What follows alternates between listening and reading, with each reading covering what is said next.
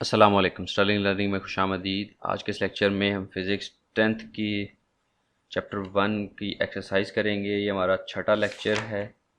Last lecture में हमने ripple tank की बात की थी, उसकी पूरी डिटेल के ऊपर डिस्कशन की थी। इस लेक्चर में हम इसकी एक्सरसाइज की बात करेंगे। जी, तो इस लेक्चर में एक्सरसाइज के ऊपर बात करेंगे। सबसे पहले तो एमसीक्यूज़ की बात करते हैं। विच of the following is an example of simple harmonic motion of a simple pendulum. ये इसकी लॉन्ग क्वेश्चन के अंदर भी दिया हुआ है। अदरवाइज बाकी आप देख लें, सीलिंग फ़ैन जो है वो रोटेटरी मोशन में होता है। Spinning motion of earth on its axis, ये भी रोटेटरी मोशन में है। ये कोई वाइब्रेटरी मोशन नहीं है। Bouncing ball on a floor, ये भी, ये bouncing ball to and fro motion है, लेकिन ये क्या है, ये इसका कोई मीन पोजीशन नहीं है जिसके ये टू एंड फ्रो मोशन कर रहा है। इस वजह से बॉल एंड बाउल जो motion of simple pendulum, that is the best option.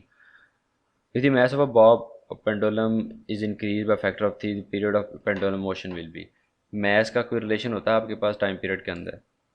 t is equals to 2 pi L over G under root. इसमें टाइम पीरियड में m नज़र नहीं आ रहा मुझे, m इज़ नॉट देयर। ठीक है, तो जब m नहीं है तो m का कोई भी फ़र्क नहीं पड़ेगा मैस को चेंज करने से, तो ये रिमेन सेम ही रहेगा। उसके बाद which of the following device can be use to produce both transverse and longitudinal waves. कौन सी वेव है जो दोनों ट्रांसवर्स और लॉन्गिट्यूडनल वेव्स को प्रोड्यूस करने में काम आ सकती है, वो कौन सी है? वो आपके पास हेलिकल स्प्रिंग है, स्लिंकी स्प्रिंग, जो आपको एग्जांपल में भी दिया हुआ है। वो आप करेंगे। वेव ट्रांसफ़र क्या करती हैं? ट्रांसफ़र एनर्जी ट्रांसफ़र करती हैं। फ्रीक्वेंसी, वेवलेंथ एंड वेलोसिटी, वो तो उसकी अपनी प्रॉपर्टीज़ हैं, उसको ट्रांसफ़र नहीं करती, वो एनर्जी को ट्रांसफ़र करती हैं। तो फोर्थ का ए पार्ट होगा। विच of the following is a method of energy transfer? Conduction, इससे भी एनर्जी ट्रांसफ़र होती है। रेडिएशन, ये आपने 9th में पढ़ा हुआ है, इसमें भी एनर्जी ट्रांसफ़र होती है।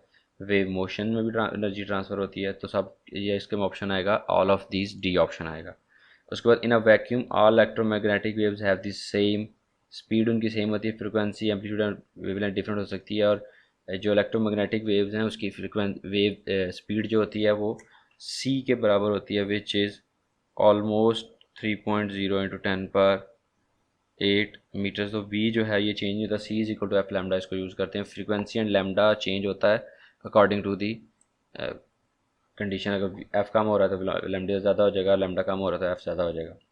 A large ripple tank with a vibrator working at a frequency of 30 Hz produces 25 complete waves in a distance of 50 cm. The velocity of wave is, distance कितना है? 50 सेंटीमीटर्स। और क्या से कहते हैं, वेव्स कितनी है? Number of waves 25। तो एक वेव कितने में आएगी, जिसको लैम्डा बोलेंगे? अगर 50 सेंटीमीटर में 25 बन रही हैं तो एक जो बनेगी वो 2 सेंटीमीटर के अंदर आई होगी। तो लैम्डा आपके पास 2 सेंटीमीटर है और आपके पास फ्रीक्वेंसी 30 हर्ट्स है। एफ आपके पास क्या है? 30 हर्ट्स है। तो V is equal to F lambda से 30 इंटू 2, 60 सेंटीमीटर पर सेकेंड आपके पास वैल्यू आ जाएगी। ये hertz is the vibrations per second. Which of the following, इसमें बी पार्ट आएगा, which of the following characteristics of a wave independent of the other? Speed, frequency और lambda wavelength तीनों आपस में रिलेटेड है V is equal to F lambda से। और इसमें एम्पलीट्यूड जो है वो डिफरेंट है, वो इन तीनों पे किसी पे भी डिपेंड नहीं करता, तो वो इन तीनों से इंडिपेंडेंट है। The relation between V and F and lambda of a wave is, हमने यहाँ पढ़ा है V is equals to F lambda. इसको अगर मैं F lambda is equals to V लिख दूँ तो फ़र्क कोई नहीं है, इसलिए बी ऑप्शन है इसका 9 का। उसके बाद आपके पास नेक्स्ट है review questions. What is simple harmonic motion? What are necessary conditions of for a body to execute simple harmonic motion? Simple harmonic motion क्या है, उसकी डेफिनेशन आपने करनी है। पेज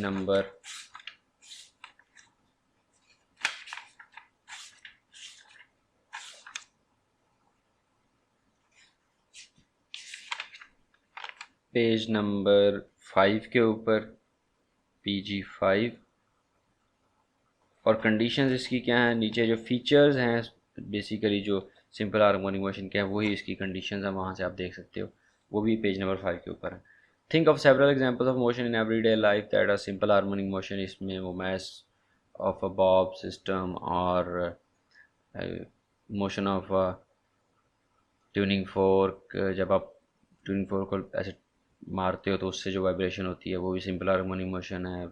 और इस तरह जो स्विंग स्विंग होती है, जो आप बच्चे स्विंग कर रहे होते हैं, वो भी सिंपल हार्मोनिक मोशन होती है, अनलेस के अनटिल उसको रोका ना जाए। तो आप जो बच्चे उस पे स्विंग पे बैठे हुए हैं वो भी सिंपल हार्मोनिक मोशन में होते हैं। What are damped oscillations? Damped oscillations की आपके पास इसका कोई बुक के अंदर क्वेश्चन आंसर नहीं है, आपने खुद ही बताने हैं। What are damped oscillation? Damped oscillation का आपके पास डेफिनेशन है पेज नंबर 7 के ऊपर, PG 7 के ऊपर। और कैसे उसकी रिड्यूस करता है, क्योंकि वो उसकी एनर्जी को कंटिन्यूसली अब्जॉर्ब करता है। जो मोशन हो रहा होता है उसके अंदर जो एनर्जी स्टोर होती है वो डैम्पिंग की वजह से कंटिन्यूसली उसके अगेंस्ट वेस्ट हो रही होती है या हवा में निकल रही होती है, ज़ाया हो रही होती है, इस वजह से वो बॉडी रुक जाती है। How can you define term wave? Wave की डेफिनेशन मैकेनिकल और इलेक्ट्रोमैग्नेटिक वेव्स के दरमियान डिफरेंस, ये नेक्स्ट पेज के ऊपर आपके पास पेज नंबर 8 के ऊपर आपके पास इसका आंसर है, उसको देख लीजिएगा। ये मैं दोबारा से चीज़ें नहीं पढ़, क्योंकि हमने ये सारी चीज़ें पढ़ ली हैं, सिर्फ यहाँ से सिर्फ निशानदही कर रहा हूँ कि आपने कहाँ से याद करना है। Distinguish between longitudinal transfer waves with suitable examples. यहाँ पे आपके पास टाइप्स ऑफ मैकेनिकल वेव्स हैं, इसमें लॉन्गिट्यूडनल वेव्स हैं, इसके अंदर आपके पास एग्जांपल्स हैं जो आपके वाटर वेव्स, और ये सारी आपके पास क्या हैं, लॉन्गिट्यूडनल वेव्स हैं, सॉरी ट्रांसवर्स वेव्स हैं। और लॉन्गिट्यूडनल वेव्स क्या हैं आपके पास, जो साउंड वेव्स हैं। साउंड वेव्स और वगैरह जो हैं वो लॉन्गिट्यूडनल हैं, और जो वाटर वेव्स हैं और स्प्रिंग के ऊपर जो वेव्स बनती हैं ये आपके पास ट्रांसवर्स वेव्स हैं। तो इसका जो आंसर है ये आपके पास पेज नंबर 9 और 10 के ऊपर, PG 9 एंड 10 के ऊपर इसका आपको आंसर मिल जाएगा। Draw a transverse wave with an amplitude of 2 centimetre and wavelength of 4 centimetre, label a crest and trough on the wave. अब आपने ये ड्रा करनी है, अगर आप अकॉर्डिंग टू, क्योंकि ये अकॉर्डिंग टू द स्केल उसने मांगी तो इसको अकॉर्डिंग टू द स्केल ही ड्रा करेंगे। तो इसका एम्पलीट्यूड क्या होना चाहिए, 2 सेंटीमीटर। अगर मैं इसको 2 सेंटीमीटर कंसिडर करता हूँ तो उसकी वेवलेंथ की लेंथ कितनी है, ये 4, दैट मीन्स इससे डबल होनी चाहिए। जो इसकी ये लेंथ है, हाइट है, उससे डबल होनी चाहिए। तो इसके अंदर आपकी 2 वेव्स आनी चाहिए। तो इसको हाफ करो, यहाँ पे निशान लगाओ, इसको यहाँ तक टॉप तक लेके जाओ और मिला दो वापस, और फिर यहाँ तक बॉटम तक, ये 2 तक लेके आओ और फिर मिला दो वापस। ये आपके पास 4 सेंटीमीटर की और 2 सेंटीमीटर, ये इसका क्रेस्ट होगा और ये इसका ट्रफ होगा। ठीक है, इस तरह से आप इसको बना सकते हो। तो derive our relationship between velocity frequency, write our formula relating velocity and its time period and wavelength. ये आपके पास 10.7 के अंदर 11 पेज के ऊपर आंसर है, लेकिन इसका जो एक आखिरी चीज़ है वो उसके ऊपर शायद नहीं दी हुई। ठीक है, उसका आंसर सोल्यूशन क्या है, हम जब सोल्यूशन निकालते हैं v is equals to F lambda हमारे पास आ जाता है। उसने कहा फ्रीक्वेंसी नहीं, मुझे टाइम पीरियड में भी रिलेशन बताओ। तो क्या करेंगे, f is equals to 1/t होता है, तो v इज इक्वल्स टू क्या हो जाएगा, v is equals to lambda by t हो जाएगा। तो ये रिलेशन भी आपने आज के साथ आपने बता देना। Waves are means of energy transfer without transfer of matter. Justify statement with the help of simple experiment. Simple experiment आप लोगों के पास यहाँ पे उसने दिया हुआ है, एक्टिविटी 10.3 है पेज नंबर 11 के ऊपर। आप इसके साथ इसी एक्सपेरिमेंट को लिख दोगे तो दैट वुड बी सफाइस, वो काफ़ी होगा आपके इस आंसर के लिए। Explain the following properties of waves with reference to the ripple tank. Ripple tank के रेफरेंस के साथ आप प्रॉपर्टीज़ बतानी है आपने वेव्स की। रिपल टैंक के रेफरेंस के साथ आप वेव्स की प्रॉपर्टीज़ बताओगे। रिफ्लेक्शन, रिफ्रैक्शन एंड डायफ्रैक्शन, ये आपको रिपल टैंक वाला जो टॉपिक है पूरा आपको पढ़ना पड़ेगा। उसमें आप रिपल टैंक को पहले बताना पड़ेगा, फिर यहाँ से रिफ्लेक्शन है, रिफ्रैक्शन है और डायफ्रैक्शन है, उसकी डेफिनेशन और साथ साथ उसकी एग्जांपल्स आपको पेज नंबर 13 एंड 14 के ऊपर ये आपको मिलेगा, PG 13 एंड 14। ठीक है, उसके बाद आपके पास नेक्स्ट है, does increasing the frequency of a wave also increase the wavelength, if not how are these quantities related. v is equals to F lambda. अगर इसमें कह रहा है लेमडा बढ़ाने से फ्रीक्वेंसी बढ़ती है, आपके पास रिलेशन आपके सामने नज़र आ रहा है, v is equals to F lambda velocity जो है वो रिमेन सेम है। अगर वेलोसिटी सेम रहे तो अगर हम एफ़ को इंक्रीज़ करेंगे तो लेमडा डिक्रीज़ करेगा, क्योंकि इन दोनों का मल्टीपल इसके बराबर आना है। अगर लेमडा इंक्रीज़ करेगा तो एफ़ जो है वो डिक्रीज़ करेगा। तो ये दोनों आपस में क्या हैं, इन्वर्सली रिलेटेड है। ठीक है, ये कैसे रिलेटेड है, इन्वर्सली। एक को बढ़ाएंगे दूसरा कम होगा, दूसरों को बढ़ाएंगे तो पहला कम होगा। तो फिर वेलोसिटी के बारे में उसमें उसने हमें कोई बात नहीं बताई, दैट मीन्स कि वेलोसिटी सेम रहेगी। तो जब वेलोसिटी सेम रहेगी तो जैसे यहाँ पे 10 है, फ्रीक्वेंसी 2 थी और लेमडा 5 था, अब लेमडा बढ़ गया, ये फ्रीक्वेंसी बढ़ गई 5 होगी, तो लेमडा अब क्या होना चाहिए, 2 होना चाहिए, क्योंकि इसने बनाना फिर भी 10 ही है। तो फ्रीक्वेंसी बढ़ने से लेमडा कम होगा, लेमडा बढ़ने से फ्रीक्वेंसी कम होगी। If the length of a simple pendulum is doubled, what will be change in its time period. ये कॉन्सेप्चुअल क्वेश्चंस हैं, आपके पास फार्मूलों के लिहाज से करने हैं।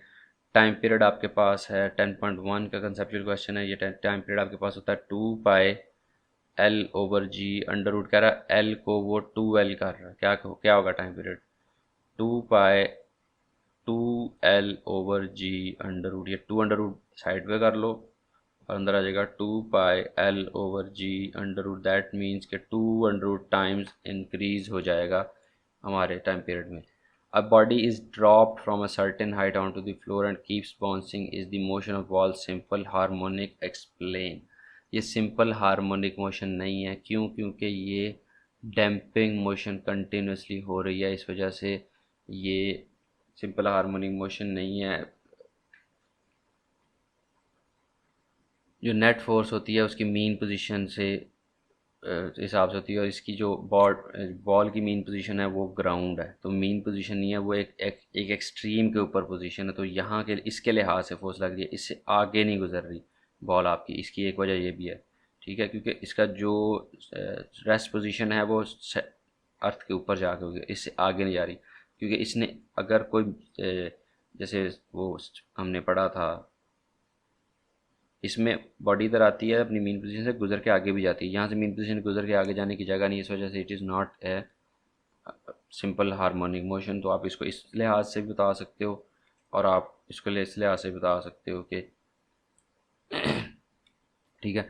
A student perform 2 experiments with simple pendulum. She used 2 bobs of different masses by keeping other parameters constant. To his her astonishment, the time period of pendulum did not change. Why? क्योंकि आपके time period के अंदर m की value से कोई effect नहीं पड़ता। आप ये फार्मूला लिखोगे, उसके लिहाज से आप इसको लिख दोगे कि इसके अंदर there is no m involve in the time period calculation, so that is why time period will remain the same. What type of waves do not require any material medium for their propagation. कहता है किस तरह की waves हैं जिनको material medium नहीं चाहिए होता। आपने पढ़ा है कौन सी, इलेक्ट्रोमैग्नेटिक वेव्स। आप सिंपल इसका आंसर लिखते हो इलेक्ट्रोमैग्नेटिक वेव्स।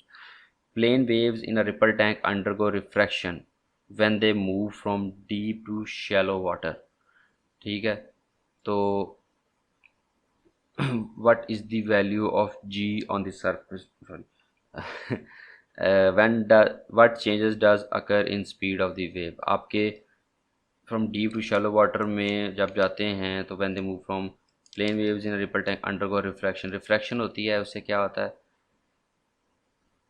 फ्रीक्वेंसी जो उसकी कांस्टेंट रहती है। जब रिफ्रैक्शन होती है तो आपके पास, तो फ्रीक्वेंसी जब सेम है, v is equals to F lambda में, v equals to F lambda में, f जब सेम है तो v is directly proportional to lambda. जब रिफ्रैक्शन होती है तो आपके पास लेमडा डिक्रीज़ कर जाता है, और जब लेमडा डिक्रीज़ करता है तो लेमडा के डिक्रीज़ के साथ ही आपके पास वेलोसिटी के अंदर भी डिक्रीज़ आ जाता है, क्योंकि जो डायरेक्टली प्रोपोर्शनल रिलेशन होता है, एक चीज़ कम होगी तो दूसरी भी उसके साथ से कम होगी। इस वजह से आपके पास जो वेव की स्पीड है वो ऑल्सो डिक्रीज़ कर जाती है। हमने इसके अंदर रिपल टैंक की डेरिवेशन के अंदर भी मैंने ये चीज़ आपको डिस्कस की थी, इस वजह से ये कोई नई चीज़ नहीं है, हमने ये पहले सॉल्व की हुई है। और इसी के साथ हमारा ये लेक्चर भी ख़त्म हुआ, कंसेप्चुअल क्वेश्चंस भी हमने कर लिए। हमारा ये लेक्चर नंबर 6 था, कंप्लीट हुआ। न्यूमेरिकल प्रॉब्लम्स जो हैं उसके लेक्चर्स में अलहदा से आपको करूँगा, और नेक्स्ट लेक्चर में इंशाल्लाह हम न्यूमेरिकल प्रॉब्लम्स की बात करेंगे। और अपना ख्याल रखिएगा, दुआओं में याद रखिएगा। अल्लाह आपका भला फरमाए, और अल्लाह हाफिज़, और अल्लाह आपका निगहबान।